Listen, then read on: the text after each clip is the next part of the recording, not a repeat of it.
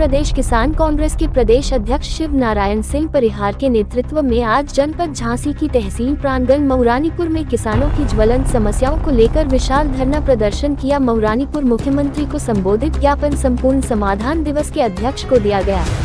प्रदर्शन के दौरान वक्ताओं ने कहा, झांसी बुंदेलखंड का किसान प्राकृतिक आपदाओं व शासन की गलत नीतियों के चलते किसान कर्जदार हो गया है और कर्ज न चुका पाने की स्थिति में यहां का किसान आत्महत्या जैसे घातक कदम उठाने को मजबूर है।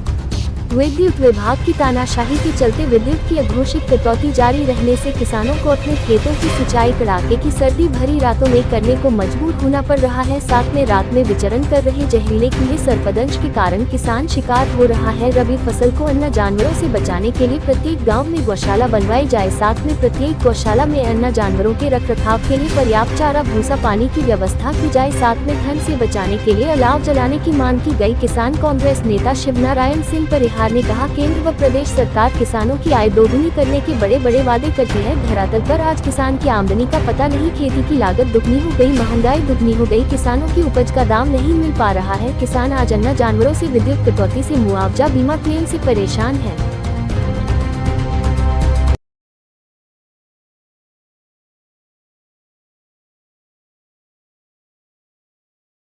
जी, जो आपके द्वारा आज ज्ञापन दिया गया है, किन मांगों के अनुसार आज आपने ज्ञापन दिया है? देखिए, आज हम लोगों ने 3 सूत्री मांगों को लेकर मुख्यमंत्री जी को ज्ञापन दिया है तहसील प्रांगण मऊरानीपुर में। आज किसानों की जो हालत है वो किसी से छुपी नहीं है, न केंद्र सरकार से न प्रदेश सरकार से। किसान आज 2022 में जो बेमौसम बारिश हुई थी, सूखा पड़ा था, उससे किसानों की खरीफ फसल नष्ट हुई थी। उस नष्ट हुई फसल का न अभी तक मुआवजा दिया गया, न बीमा क्लेम दिया गया। इन सर्द भरी रातों में किसान रात दिन खेतों में रखवाली कर रहा है अन्य जानवरों से फसलों को बचाने के लिए, और वो फसल नहीं बचा पा रहा है। अन्य जानवरों की धमा चौकड़ी से किसान अपने खेतों का पहरेदार बन गया है। ये ज़मीनी हकीकत है। गांव-गांव गौशाला योजना पूरी तरह धड़ाम हो चुकी है। तीसरी हमारी मांग है कि रबी फसल का सीजन है, किसानों की सिंचाई का समय चल रहा है, और सरकार जो बुंदेलखंड को 24 घंटे बिजली देने की दावा कर रही थी, आज किसानों को दिन में बिजली बिल्कुल नहीं मिल रही। किसान रात को सिंचाई कर रहा है, जिससे अभी तक तहसील क्षेत्र में 3 किसानों की जान चली गई और जिम्मेदार अधिकारी चुप हैं। आज ज्ञापन के माध्यम से मांग की गई है। अगर हमारी मांग पूरी नहीं होती तो हम लोग जिम्मेदारों का घेराव करेंगे, ज़रूरत पड़ेगी तो चक्का जाम भी करेंगे। जय जवान, जय किसान, जय कांग्रेस।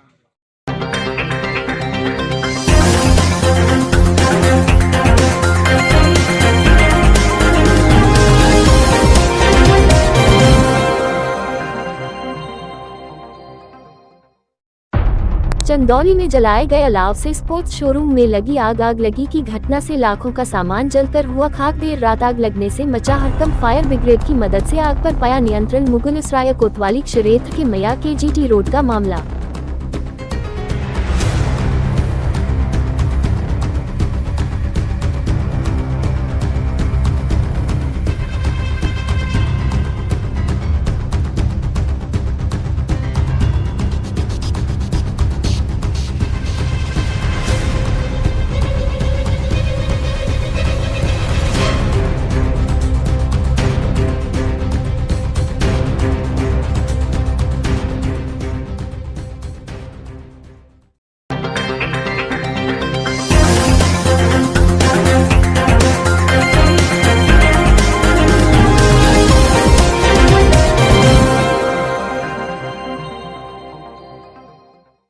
सर्दी का सितम लोगों के साथ साथ जानवरों पर भी कहर बनकर टूट रहा है। उत्तर प्रदेश के जनपद हाथरस में सर्दी का सितम इंसानों के साथ साथ जानवरों पर भी देखने को मिल रहा है। आपको बता दें कि उत्तर प्रदेश के हाथरस में न्यूनतम तापमान 13 डिग्री सेल्सियस के बीच कड़ाके की सर्दी का असर इंसानों के साथ साथ जानवरों पर भी देखने को मिला है।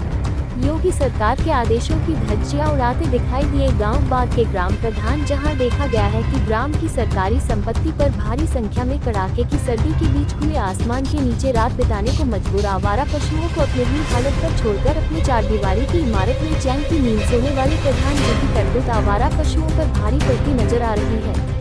न तो गांव में चारे की व्यवस्था है, न ही पशुओं को रखरखाव रखने वाले भवन की व्यवस्था। स्थानीय किसानों का कहना है कि आवारा पशुओं के कारण खेतों में कटीले तार लगाकर के खेती को बचाने के लिए रात भर जगना पड़ता है, जब जाकर की मेहनत से उगाई फसल को बचा पाते हैं। इसी बीच खास बातचीत करते हुए गौरक्षा गौ सेवक मंच के पदाधिकारी ने बताया कि गायों को सुरक्षित स्थानों पर पहुँचाने का कार्य बहुत जल्द कराया जाएगा और आवारा पशुओं के कारण किसानों को होने वाली परेशानियों से बहुत जल्द छुटकारा भी मिल सकेगा। सर्दी का सितम इंसानों के साथ साथ जानवरों पर भी देखने को मिला है। इस वक्त हम मौजूद हैं हाथरस जिले से करीबन 2 किलोमीटर की दूरी पर सटे गांव वाद में, जहां देखा गया है कि जानवरों पर किस तरीके का सर्दी का सितम देखने को मिल रहा है। यहां आवारा पशु हमारे पीछे देख सकते हैं किस प्रकार से यहां भारी संख्या में यहाँ उपस्थित हैं, जो कि दिन हो या रात कोहरे की चादर के बीच और ओस के बीच यहाँ एक सरकारी आवास और ज़मीन पर, जहाँ खुले आसमान के नीचे अपने रात बिताने के लिए मजबूर होती दिखाई दी है। यहाँ के स्थानीय एक गौ सेवा गौ रक्षक हमारे बीच मौजूद हैं। क्या नाम है आपका? मेरा नाम रणधीर यादव है। अच्छा, यहाँ जो खुले आसमान के बीच और सरकारी संपत्ति पर जो जानवर हैं, पशु हैं आवारा, इतनी कड़ी सर्दी में यहाँ देखे गए हैं, इनको लेकर कोई व्यवस्था आपके प्रधान की ओर से की गई है या नहीं की गई?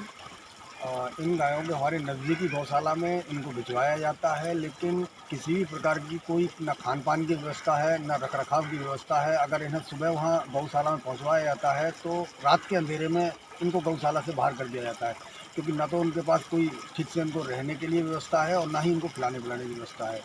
और सरकार कहती है कि हम जो है गायों के प्रति समर्पित हैं और हम गायों के लिए ये कर रहे हैं, वो कर रहे हैं, लेकिन ऐसा कुछ पटल पर देखने को नहीं मिलता है। नहीं, जो योगी सरकार देखा गया है कि सख्ती से पेश आ रही है, खास तौर पर कि गायों की रखरखाव को लेकर के, तो ऐसी आपके यहाँ कोई योजना अब तक ज़मीनी स्तर पे आई या नहीं आई, जो कि प्रधान जी हैं, इसमें जो वर्तमान प्रधान है वीरेंद्र सिंह यादव जो है, उनकी तरफ से कुछ व्यवस्थाएं की गई हों?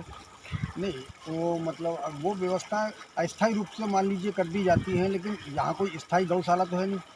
अब इनको ज़्यादा से ज़्यादा हम लोग इतना ही कर सकते हैं कि नज़दीकी गौशाला भिजवाते हैं, लेकिन वहाँ किसी भी प्रकार का रखरखाव ना होने के कारण इनको वापस से भेज दिया जाता है। तो इसमें तो जो है मान लीजिए सरकार है, सरकार के जो अधिकारी हैं, जो लोग नियुक्त किए गए हैं, उनके ऊपर कड़ी से कड़ी कार्रवाई होनी चाहिए। ये जिम्मेदारी उनकी होती है। नहीं, किसानों को भी काफ़ी ऐसी क्षति पहुंचाती हैं जो फसलें नुकसान की होती हैं इनके कारण, तो किसानों की भी काफ़ी ऐसी आपत्तियां भी दर्ज हुई हैं जो अभी उन लोगों ने हमें बताया। तो इसके बारे में क्या कहेंगे आप? बिल्कुल, किसान त्रस्त है। एक तो किसान वैसे ही किसान तो कोई भी मौसम हो त्रस्त रहता ही है, लेकिन इन आवारा पशुओं की वजह से किसान की फसलों को भारी नुकसान हो रहा है, और जिससे वो आक्रोश में आकर के इनके साथ मारपीट भी करते हैं और इनको घायल भी करते हैं। वो भी मजबूर हैं, वो क्या कर सकते हैं। तो ये इस वक्त हमारे बीच मौजूद थे गौ सेवक, जिन्होंने बताया आप बीती के यहाँ की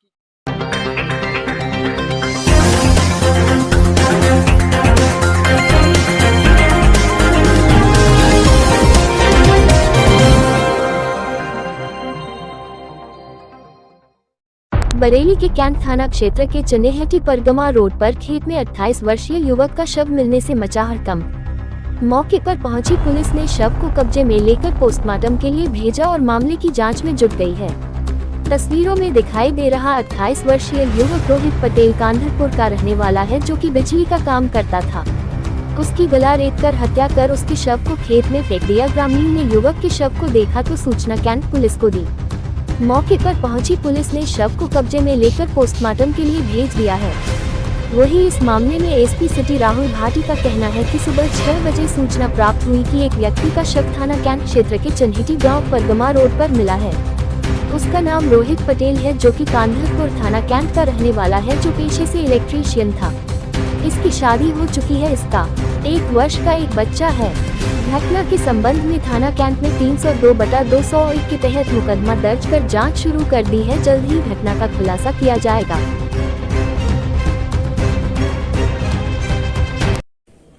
आज दिनांक 7 जनवरी 2023 को तकरीबन सुबह 6 बजे के करीब एक सूचना प्राप्त हुई कि एक व्यक्ति का शव चिन्हटी गांव थाना कैंट से 500 मीटर की दूरी पर चिन्हटी परगना रोड पर मिला है। डिसीज्ड का जो नाम है वो रोहित कुमार है, सन ऑफ महेंद्र सिंह, उम्र 28 वर्ष, जो कि निवासी कांधरपुर कैंट का है, जो पेशे से इलेक्ट्रीशियन था। ये व्यक्ति शादीशुदा है, इसका एक बच्चा है जो कि 1 वर्ष का है। इसमें थाना कैंट पर धारा 302 और 201 में मुकदमा पंजीकृत किया गया है। विवेचना की जा रही है, जल्द ही इस घटना का खुलासा कर दिया जाएगा।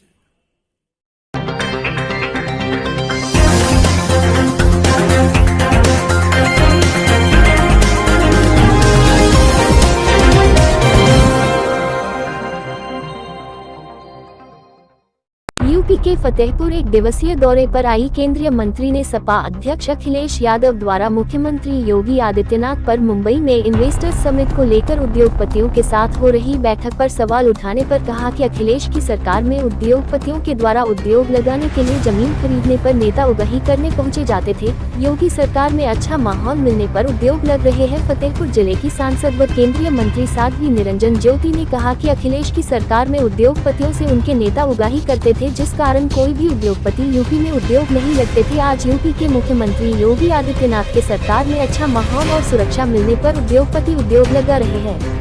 केंद्रीय मंत्री ने कहा कि जब फूड प्रोसेसिंग विभाग की मंत्री रही तो दिल्ली में कई देशों के उद्योगपतियों से बात किया था। उस समय कोई भी उद्योगपति यूपी में उद्योग लगाने को तैयार नहीं था, क्योंकि अखिलेश सरकार में जमीन खरीदते ही नेता उगाही करने पहुंच जाते थे। अब मुख्यमंत्री योगी के समय में माहौल बदल गया और अच्छा माहौल में उद्योगपति उद्योग लगाने आ रहे हैं। यूपी में उद्योग लगाने से रोजगार का अवसर बढ़ गया और बेरोजगार युवाओं को रोजगार मिलेगा, जिससे यूपी में विकास कार्य तेजी होगा। नतीजा कुछ नहीं निकलेगा। नाच ना आवे आंगन टेढ़ा जी।